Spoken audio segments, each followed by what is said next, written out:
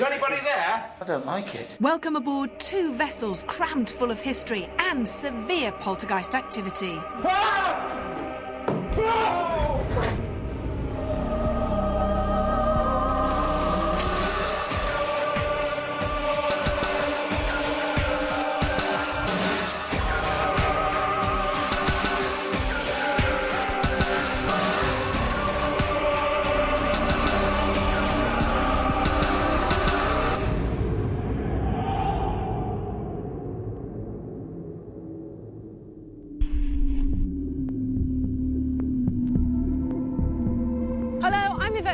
And this week I've brought Most Haunted to Dundee. We have a very difficult task ahead of us because we're investigating 2 locations: His Majesty's frigate Unicorn and RRS Discovery.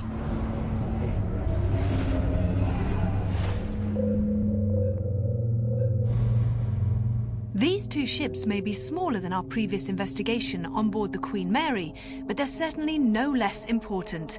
Both are based within a mile of each other, in and around these Tayside docks, although they did encounter very different journeys. Built between 1900 and 1901, the Discovery immediately lived up to her name by carrying Captain Scott to the West Indies and then New Zealand en route to his historic expedition into Antarctica.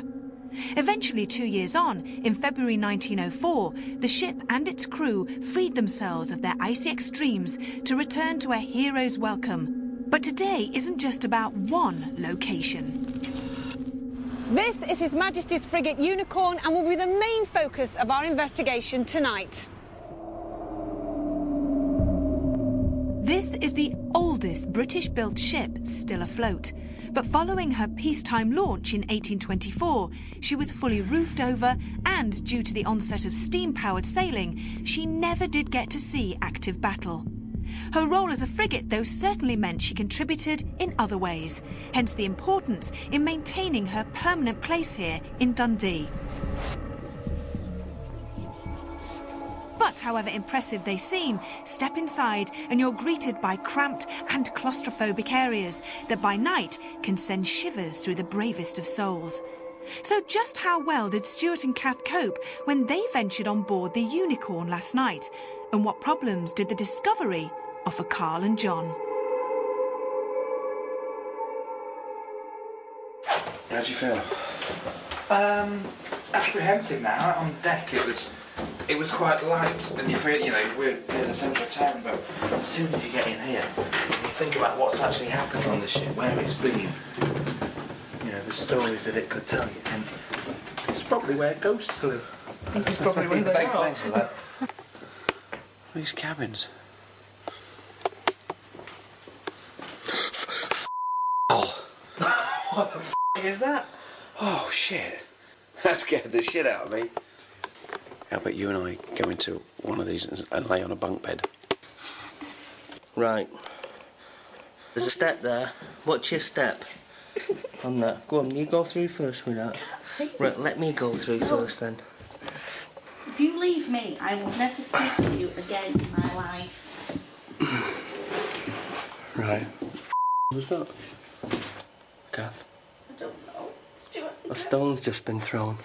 Stay there. no, Kath! if you leave me, I will go mad. I'm not leaving you. Yeah, you are. Where are you going? I was just going to nip to the top No, of... you are not leaving me down here. Come on, if you're here, if you're still here, show yourself to us.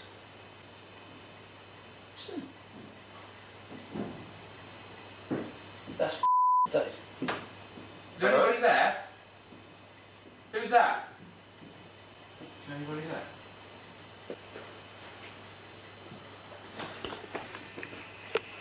You almost think there should be...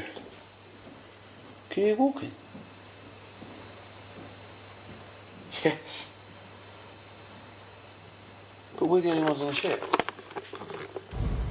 Can you hear walking? Yes. I want airlifting out. I'm not moving. You're going to have to go forward then, sweetheart. I can't do everything. Stuart, I didn't...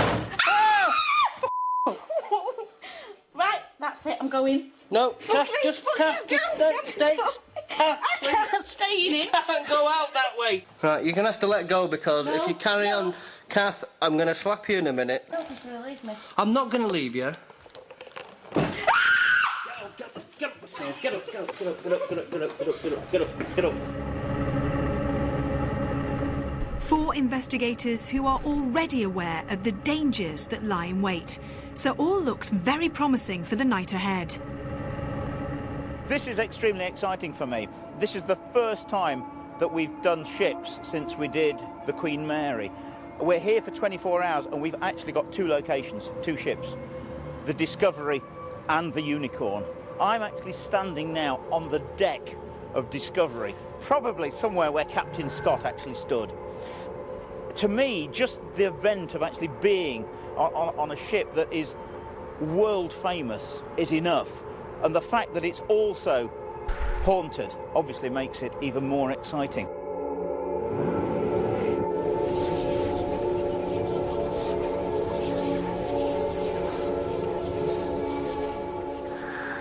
Ghostly footsteps are often heard throughout the whole ship. Some people believe that they could belong to a crew member that sailed with Scott to the Antarctic. Others believe they could belong to a young man who fell to his death from the crow's nest.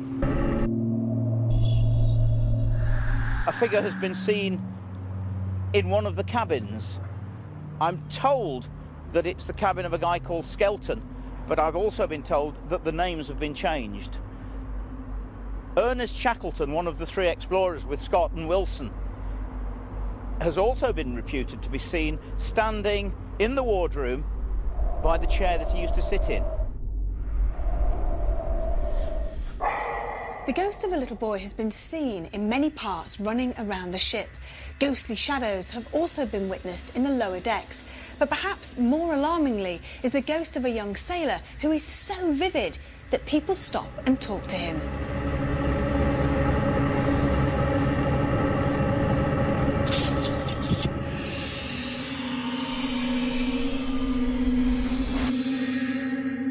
And of course, the other ship that we have to investigate in the 24 hours is the Unicorn. It's actually the oldest British warship still afloat.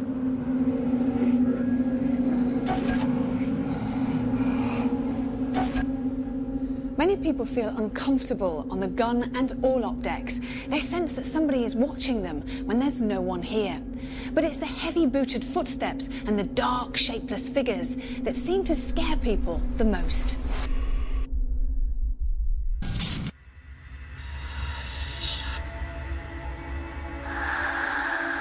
As far as we know, there was only 1 death associated with that ship, when one of the ship keepers actually fell down the stairs near the boiler room, died, and was found the next morning. Poltergeist activity is rife in this particular part of the ship. Heavy objects and display cases are thrown across the floor when there's no one here. So scary is the Unicorn that some staff members refuse to come aboard alone. And this shop area is just one of many reasons why. With so many decks to cover, we'll all need to be on our toes to capture as much evidence of supernatural existence as possible, which enables paranormal investigator Steve Parsons to get involved at every opportunity. Where would you think the most active place or the most scariest place on the ship will be tonight, on this ship? I think the lower down we go, the more unusual the environment starts to look and starts to feel and look more uncomfortable. But in actual fact, the higher up in the ship we go, there are more reported incidences of paranormal phenomena, but culminating on this deck that we're on now. Now, how is it going to work? Because, of course, we're going to be investigating the other ship, Discovery, later on. But this is going to be our main focus. I think it deserves it because of its history, because of what it stands